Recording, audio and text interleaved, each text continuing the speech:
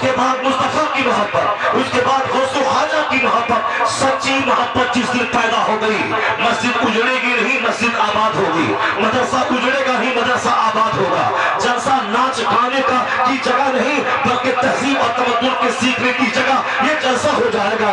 जिस दिन वो हो जाएगा, उस दिन सिर्फ एक मोमिन का इशारा होगा, हजारों मुशरिकों की गर्दन कटेंगी। जिस तरह मैदान बद्र में सहाबा की तलवार उठती थी, बगैर मुस्लिम की गर्दन कट जाती थी, क्योंकि वो रूहानी ताकत से लैस थे। आज भी 24 घंटे आवाज आती है, अपने सीने को कुरान से सजा ले, अपनी जबान को सच से सजा ले, अपनी पेशानी को सजदों से सजा ले। मुस्तफा के नक्शे कदम पर अमल कर, तू घर से बाहर निकलेगा, तेरी हैबत अल्लाह काफिरों के दिल में अता फरमा देगा।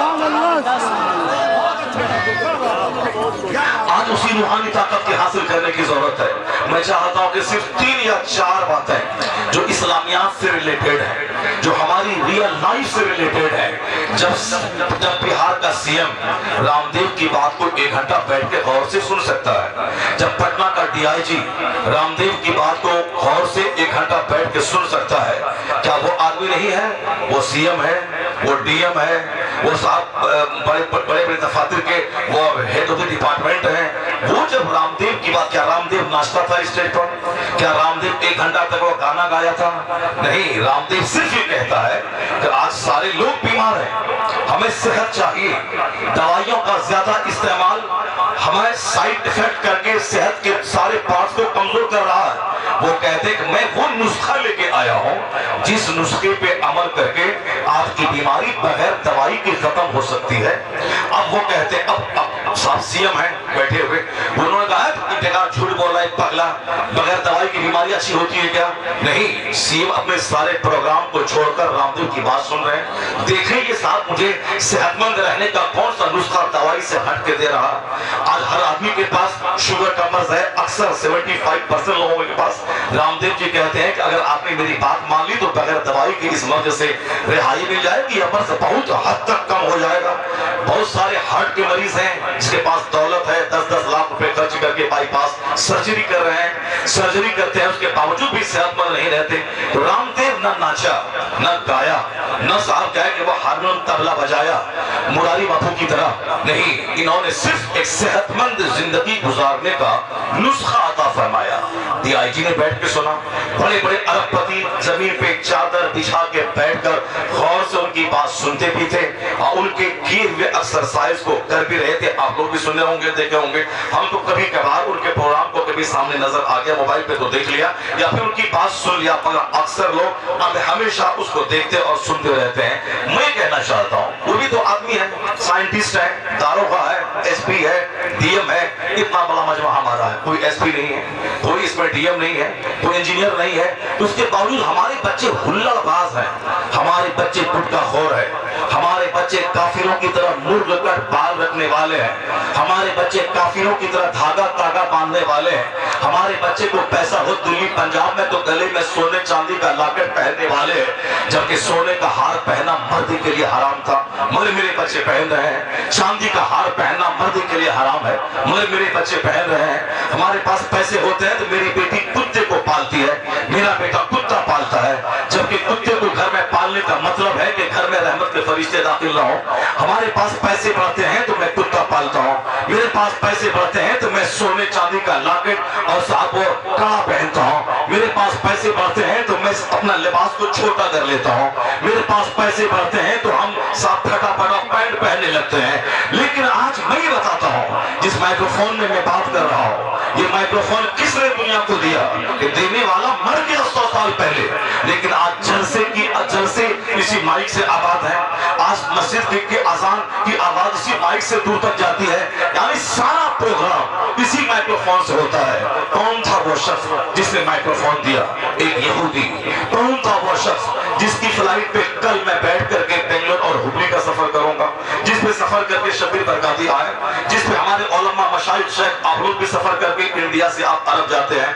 किसने दिया वो हवाई जहाज? तन्हाई बैठ के सोचा अगर वो भी गुटखा खाता, वो भी जोकर की तरह रात के 3 बजे तक मोबाइल चलाता, वो भी साहब से भूमक्कड़ बन के घूमता रहता, तो आज दुनिया को हवाई जहाज की शक्ल में एक तेज रफ्तार सवारी कभी नहीं मिल पाती। लेकिन उसने दिमाग चलाया, रात भर की नींद कुर्बान की, उन्होंने रिसर्च इन्वेस्टिगेशन करके, उन्होंने तहकीक करके तहकीक की वादी में गोता लगाकर एक सवारी दी हवाई जहाज दी।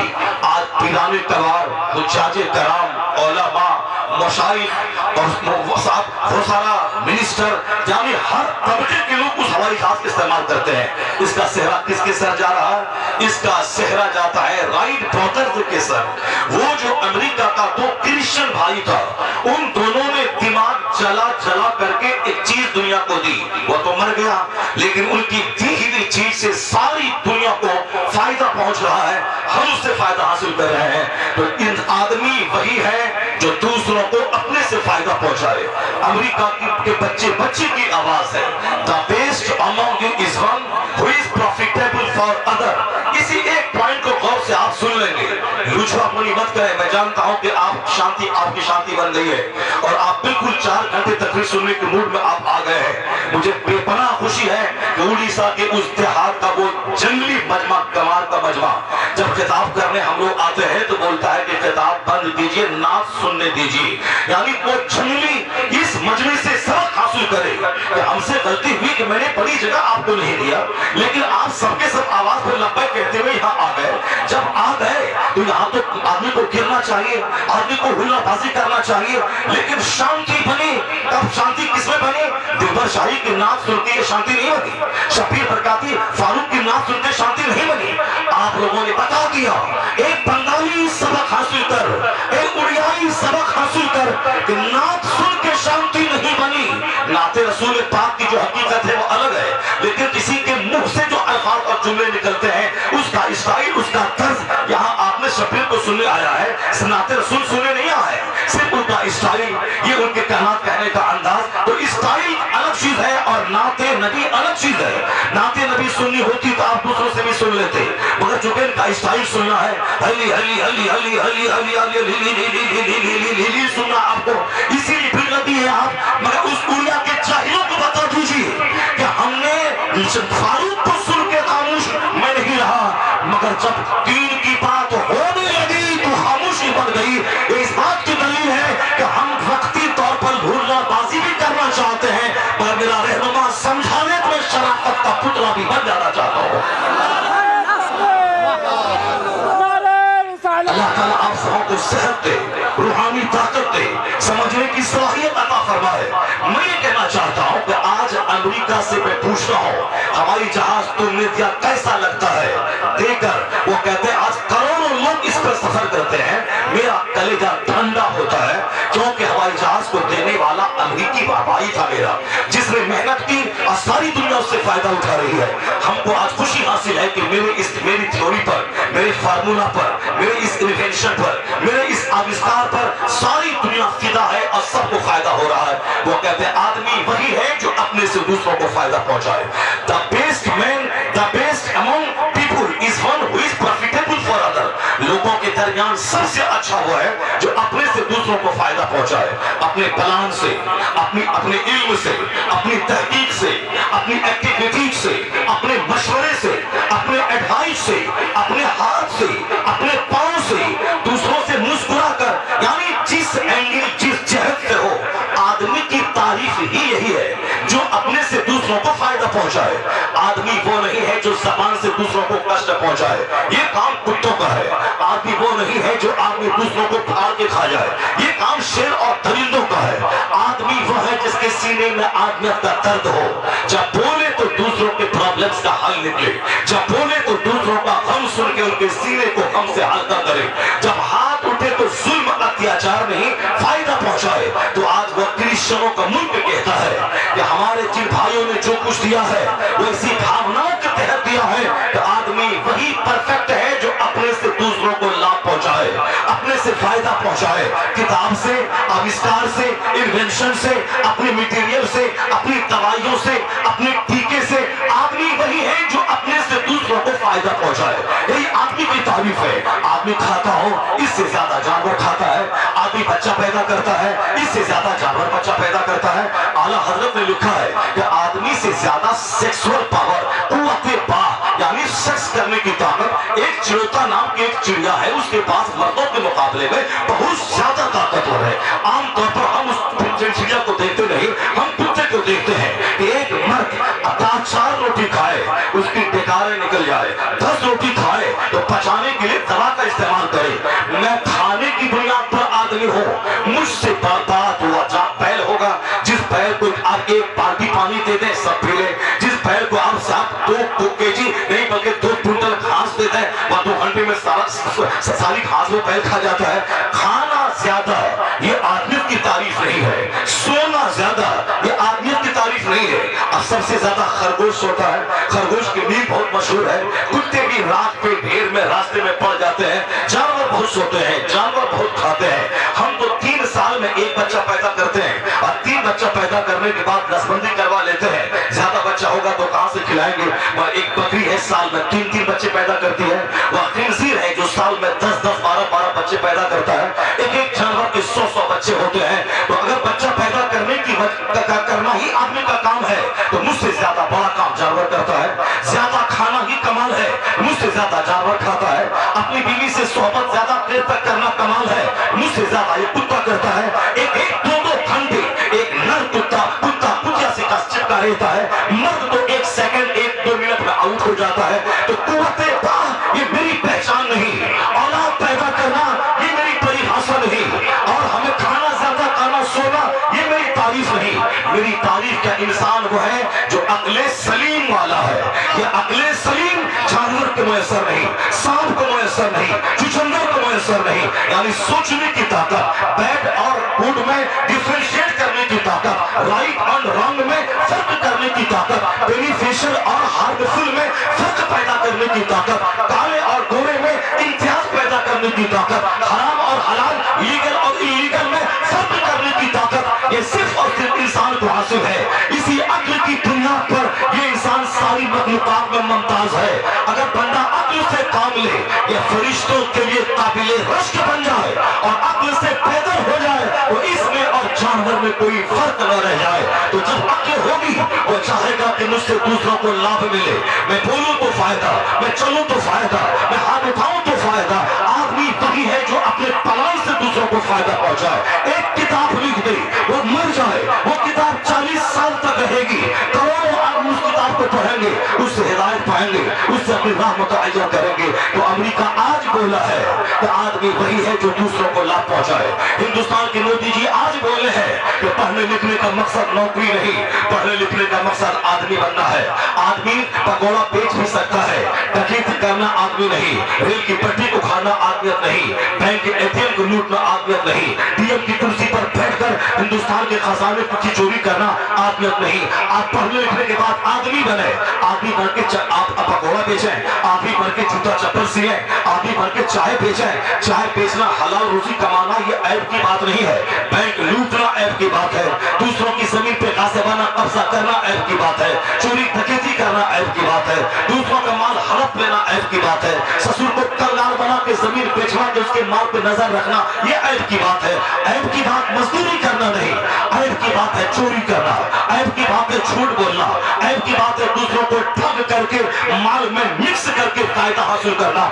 ऐब की वो आदमी नहीं। मोदी जी को हाथ थक हार के कहना पड़ा, जो पहले नौकरी की बात कर रहे थे, मैं इतने लाख को नौकरी दे दूंगा, पढ़िए लिखिए अच्छा से कमाइए खाइए पीइए, ये सारे नेता बोल रहे थे। लेकिन आज वो मजबूर होकर कहते हैं, जब डॉक्टर बनने के बाद भी वह डॉक्टर दरिंदा बन गया कि गरीबों के दर्द सीने में नहीं है। नॉर्मल डिलीवरी को सीजिंग करवाने के जमीन बेचवा के पैसा लेके तब पैंची चलाता है।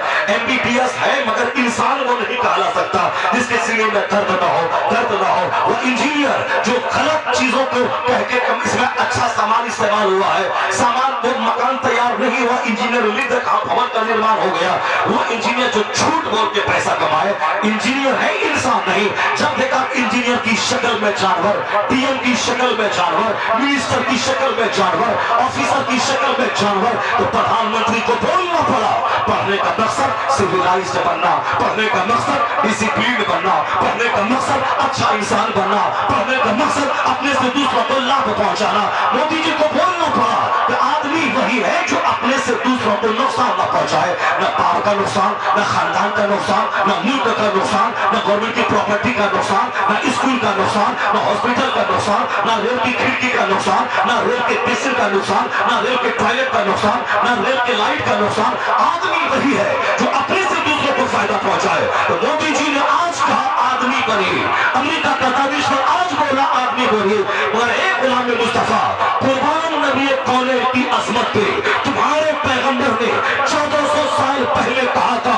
ये सहाय सिद्धा की हदीस में आया है, खैरुन नास मन यनफउन नास, तुम में सबसे अच्छा आदमी वो है जो दूसरों को लाभ पहुंचाने वाला हो, फायदा पहुंचाने वाला हो। और मैं कह सकता हूं जहां नजर अमेरिका की, हॉलैंड की, चाइना की, इंडिया के दानिश्वर की और दुनिया के वैज्ञानिक की आज गई है, वहां नजर मुस्तफा की 150 साल पहले गई है।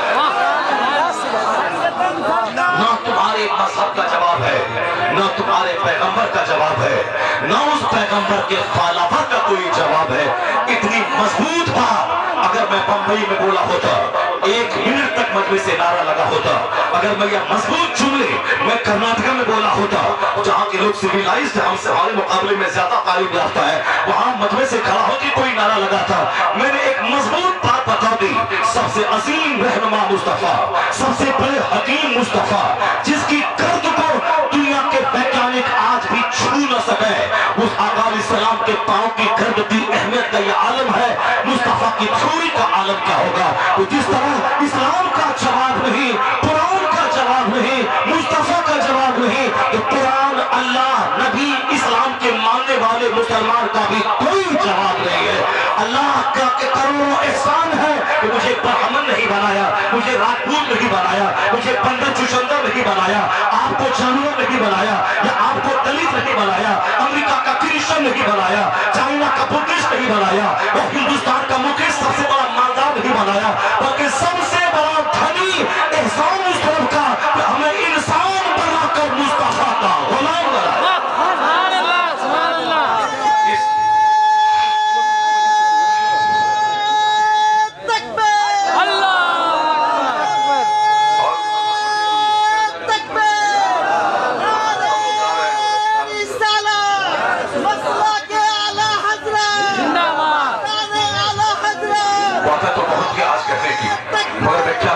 सिर्फ अभी एक मजाक साली बना रहा हूं कि आप समझ लें, इस मजहब के आप फॉलोवर हैं, इस मजहब की अजमत का अंदाजा इस कोरोना काल में हमको हुआ, जबकि आज लगातार 2 साल गुजर गए। इस कोरोना काल के अभी तीसरी लहर की सुगबुगाहट दुनिया में सुनी जा रही है। और कल हमारे मुल्क के प्रधानमंत्री ने इस पर कैबिनेट स्तर की एक मीटिंग भी की है कि तीसरा जो खतरनाक वेरिएंट है जो साउथ अफ्रीका से चला है और धीरे धीरे दूसरे मुल्कों में वो पहुंच रहा है, अगर वो तीसरी लहर इंडिया में आ गई, न जाने कितने लाख कितने करोड़ लोगों की जाने जाएंगी, क्योंकि उसमें 10-20 दिन तक ऑक्सीजन नहीं लगाया जाता है। बस वो कीड़ा आज घुसा, 2-4 मिनट के अंदर ही में फेफड़े को, लंग्स को गला देता है, फौरी आदमी ढेर हो जाता है। इतनी खतरनाक लहर आ रही है। अब जरा गौर से सुनिए मेरी बात, ना सुन लेंगे आप, मगर ये कहना चाहता जिस दुनिया के दानिश्वरों को ये घमंड और गुरूर था, आप पढ़ें लिखें तहकीक करें, अच्छा काम करें, पर घमंड और गुरूर नहीं करें, बड़ बोलेपन से काम नहीं लें। मगर विडंबना इंसान की है, तारीफ की है, ये एक तो कोई काम करना नहीं चाहता, अब कोई काम करे तो उसकी टांग खींचने वाला चारों तरफ से होता है, और फिर वो अपने काम को सबसे सुपीरियर समझने लगता है। अभी देखा आपने त्रिपुरा के मुसलमानों की सितम की मजम्मत में कर्नाटक की एक औरतों का जुलूस निकाल करके मैदान पे आ गई। बाज़ाब्ता उसको आप नेट पर भी उसको देख सकते हैं। वो औरत कितना चिल्ला रही, कितने अच्छे से बोल रही है, बहुत काबिल पढ़ी लिखी होगी, आप खुद बोल रही है, बिल्कुल पानी की तरह उर्दू बोल रही है, साउथ में दगरी उर्दू का इस्तेमाल कर रही है। मगर मैं ये कह रहा हूँ कि वो अगर मैदान में निकली थी, एक तो औरत को निकलना नहीं था, उसे अपने शौहर को निकालना था कि आप बाहर निकले, प्रोटेस्ट करें, एहतजाज करें, गवर्नमेंट ऑफ इंडिया से मुतालबा करें कि जल्दी वहां का दंगा रुके, मेरे भाई कटे जा रहे हैं, हम लोग यहाँ बैठ के हैं, बैठेंगे नहीं, मैं सड़क पे निकला हूँ, आप जल्दी उसको रोकें, जो उसके मुजरिम है उसको सजा दें, जो बेचारा मजलूम है उसको आप दोबारा बसाने का सामान करें। यही तो हम कर सकते हैं। क्या हम पुलिस से लड़ाई बोल रहे हैं, हम डीएम गर्दन काट दे, हम मोदी जी के पास जाकर उनका गला काट दे। ये हिंदुस्तान डेमोक्रेटिक मुल्क है, यहाँ हम अपने ऊपर होने वाले जुल्म का एहतजाज बाहर निकलकर आवाज निकालकर अपनी नाराजगी जता करके हम कर सकते हैं। बाकी हम लड़ नहीं सकते उससे। हाँ, मुजाहिमत कर सकते हैं, बैठ सकते हैं धरना पर, मगर हमारी विडंबना ये है कि एक औरत जिसको निकलना नहीं था मगर निकल गई। हम लोग हिजड़ा हो गए, नहीं निकल पाए तब, तो औरत निकल गई। वो निकली थी, बोल ली, मुजाहिमत कर लिया, प्रोटेस्ट किया, घर चली जाती। लेकिन अब वो मोदी पे बरस रही है 1 मिनट के लिए और टोपी वाले पे बरस रही है 10 मिनट के लिए। अब साहब वो गवर्नमेंट पे बरस रही है 5 मिनट के लिए, सजदे के निशान पे बरस रही है 10 मिनट के लिए। एक तो कोई काम करने वाला नहीं, और जो काम करने के लिए निकलता है मगरूर और घमंडी होकर दूसरों पर लान तान करना शुरू कर देता है। पूछिए उस औरत से कि बदतमीज बेहूदी औरत, तुमने सजदे के निशान की तुमने तौहीन की, कहाँ है ठप्पा वाला, कहाँ है टोपी वाला, कहाँ है दाढ़ी वाला? एक दिन निकली है घर से, अब वह सजदे वालों को टारगेट बना रही है। एक दिन निकली है घर से, वह साफ टोपी पहनने वालों को टारगेट बना रही है। वो तो एक दिन निकली और निशाना कि तुम भी कटोगे, वो कटा है, कल तुम कटोगे। यही तो कहते हैं कि एक तो मेरे यहाँ कोई काम करने वाला नहीं, और कोई निकलता है तो सीधे अपने लोगों को टारगेट बनाकर। उससे पहले भी इस्लाम था, हमारे बाद भी इस्लाम रहेगा। जो इस्लाम आज से पहले भी था, आज भी है, क़यामत तक रहेगा। अगर मैं खिताब करता हूँ इस्लाम पे एहसान नहीं, एहसान होता का कि मुझे इस्लाम के ताल्लुक से बोलने का मौका अता फरमाया। अगर मैं मदरसा चलाता हूँ, किताबें लिखता हूँ, अगर मैं मुजाहिद बन के करोड़ों को लेकर मैदान में निकलकर कुफ्र और शिद्दत पे गर्दन काटता हूँ, तो एहसान मेरा नहीं, सलाहुद्दीन ने, जिसने किब्र अव्वल को आजाद करवाया, हमेशा पेशानी झुकी रही। इलाही मेरी छोटी सी खिदमत कबूल कर ले। वो औरंगजेब जो 6 महीने में हाफिज कुरान बना, 50 साल चंद महीने हिंदुस्तान का शासक रहा, रात में तहज्जुद की नमाज पढ़ के कहता था, इलाही मैंने फतवा आलमगीरी को तरतीब दिया, सैकड़ों मुफ्तियाने कराम को तोला करके मैंने 50 साल तक इस हिंदुस्तान राजपूतों के मुल्क में मैंने इस्लामी शासन लागू करने की बहुत हद तक कोशिश की। मैंने जिज़िया नाफिज किया, जो कभी गवर्नमेंट ऑफ इस्लाम में हो, मुसलमानों की गवर्नमेंट में हुआ करता था जो जिज़िया, मैंने इंडिया में नाफिज किया। इस्लामी सल्तनत कायम करने की मैंने कोशिश की। वो कभी नहीं बोला जो काम मैंने किया है वो काम बाबर ने नहीं किया, जो काम मैंने किया है वो काम कोई दूसरा हुमायूं ने नहीं किया, जो काम मैंने किया वो इब्राहिम पूरी ने नहीं किया। ये कहा है ये लोग? नहीं, वो सजदा करके कहता था, इलाही थोड़ी सी खिदमत कबूल फरमा ले, मैं थोड़ा कदम उठाया हूँ कबूल कर ले। टीपू सुल्तान 1799 में शहीद हुआ, अंग्रेजों के पांव को जब तक वो जिंदा हाथ चलने नहीं दिया। वहां आज से 200 साल पहले अपनी मस्जिद में श्रीरंगपट्टनम में दरियाए कावेरी से एक नहर निकाल के, जाड़े के जमाने में गर्म पानी का इंतजाम, गर्मी के जमाने में ठंडे पानी का इंतजाम, एक जबरदस्त लाइब्रेरी बनाया। आज वो मस्जिद देखने से ताल्लुक रखती है। वो मैदान जंग में भी असर की सुन्नतें गैर मुअक्कदा नहीं छोड़ता था, नमाज़े तहज्जुद कभी नहीं छोड़ता था। वो पहलवान जो शेर का पांव पकड़ के फाड़ता था, मगर वो कभी नहीं बोला मैंने अंग्रेजों को बचा, मैंने मस्जिद की तामीर कर दी, मैंने ये वजू खाना करवा दिया। नहीं, वो हमेशा सजदारेज होकर कहता था, मालिक छोटी सी खिदमत है कबूल फरमा ले। इस्लाम बड़ा है, इस्लाम की तारीख बड़ी है, इस्लाम के बड़े फाइटर बड़े हैं। मैंने अगर 4 कदम चलते उस इस्लाम की मैंने मदद की है, इलाही तू कबूल फरमा ले। सरकार आला हजरत ने 1000 के करीब किताबें लिखकर हिंदुस्तान के बदतीनों पर मजहबों की बुनियाद हिला दी, उनकी जड़ें उखाड़ दी।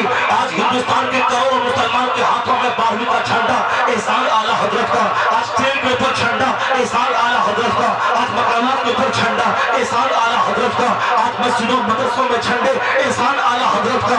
आज जो हमें कल खपती और पागल कहता था जब मैं 5 बच्चों को लेकर मैदान में निकलता था, लेकिन आज वही नेता नई गाड़ी 10 करोड़ की खरीद कर जुलूस के आगे आगे चल के फोटो खिंचवा के बोलता मैं इस जुलूस का तारीफ हूँ ताकि मुझे टिकट मिल जाए, ताकि मेरी इज्जत समाज में हो। आज वही जुलूस में अरबपति शामिल हो रहा है, करोड़पति आ रहे हैं, बड़े बड़े विधायक आ रहे हैं, सांसद आ रहे हैं, गाँव से लेकर शहर तक करोड़ों आदमी 12वीं के जुलूस में शरीक हो रहे हैं। 50 साल पहले मौलवी निकलता था, 50 बच्चे निकलते थे। हमारे सुन्नी भाई मुझको खपती और पागल कहते थे, क्यों 50 बच्चों को निकल गया? आज सारी आबादी निकल रही है, सारा शहर निकल रहा है। और किसने ये मजाज दिया था? ये मजाज वही आला हजरत का है जिसने कहा था अर्श छेड़छाड़, फर्श पे कुर्सा बेमकान, कौन जिधर लगा ये तेरी ही दास्तान है। उन्होंने कहा था हम पैदाइश मौला की धुन, इसलिए फारस नज़्द के टीले गिराते जाएंगे। किस आला हजरत ने कहा था ये फर्श वाले तेरी शौकत का उल्लू क्या जाने, उस अर्श पे उड़ता है खड़े ना तेरा। उस रजा की तहरीक आज जवान हो गई है, कल 5 निकलते थे आज 5 करोड़ निकल रहे हैं। कयामत तक जब तक ये जुलूस से मोहम्मदी निकलता रहेगा, एहसान इमाम अहमद रजा का माना जाता रहेगा।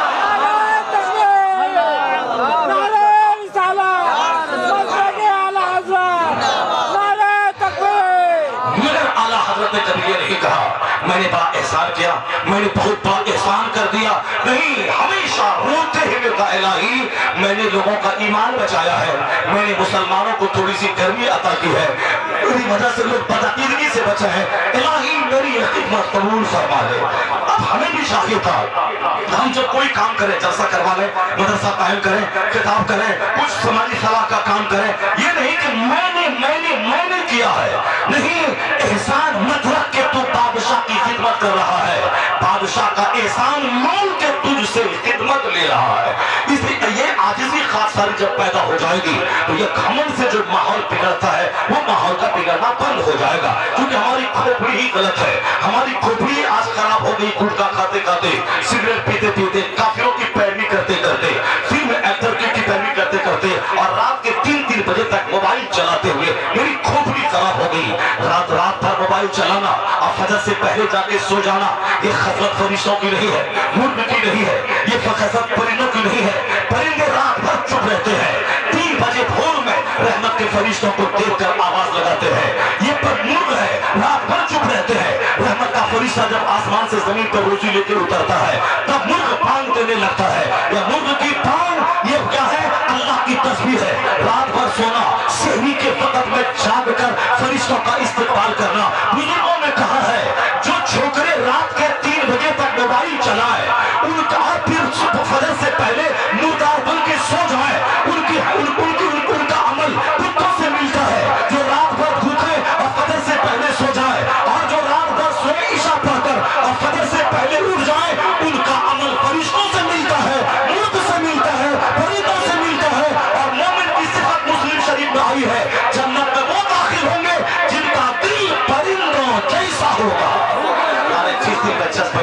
बस एक आखिरी बात, मुफ्ती अब्दुल मुक़द्दिर खान साहब ने इन्होंने इशारा किया कि हजरत इशारे हाल की जबान में कि बस खिताब तो 2-2.5 घंटे का होगा, मगर अगले साल और दूसरी मजलिसों में होगा।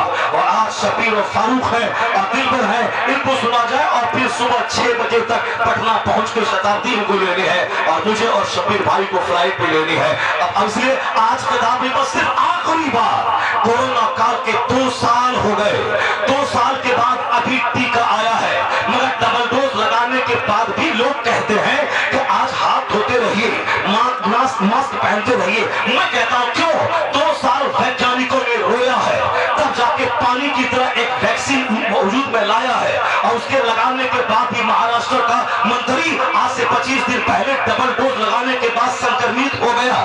ऐसा लगता है कि जैसे वैक्सीन दिल बहलाने का जरिया है, और हकीकत में कोरोना को रोकने की ताकत नहीं है। अगर ताकत होती तो मंत्री डबल डोज लगाने के बाद संक्रमित क्यों होता? मुझे उस पर बहस नहीं, बहस ये है कि 2 साल गुजर गए।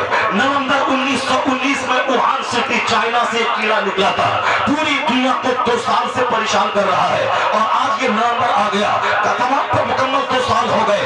इन वैज्ञानिकों को काम करना था, मगर घमंड की बोली नहीं बोलना था कि इस्लाम छोड़ो, मुसलमान छोड़ो, मस्जिद छोड़ो, नमाज छोड़ो। ये क्या फुजूल करता है? Don't waste water, water is life, पानी बर्बाद मत कर, जल ही जीवन है।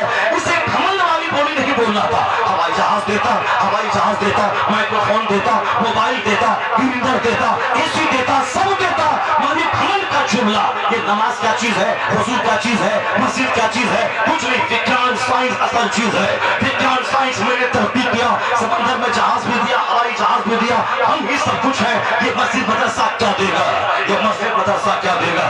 ये मौलाना मौलवी तुम्हें पीठ तुम्हें क्या देगा? ये इस्लाम की बात तुम्हें क्या देगी? घमंड के जुमले निकले थे, इसलिए मस्जिदों को उजाड़ा गया चाइना में, मदरसे उजाड़े गए जापान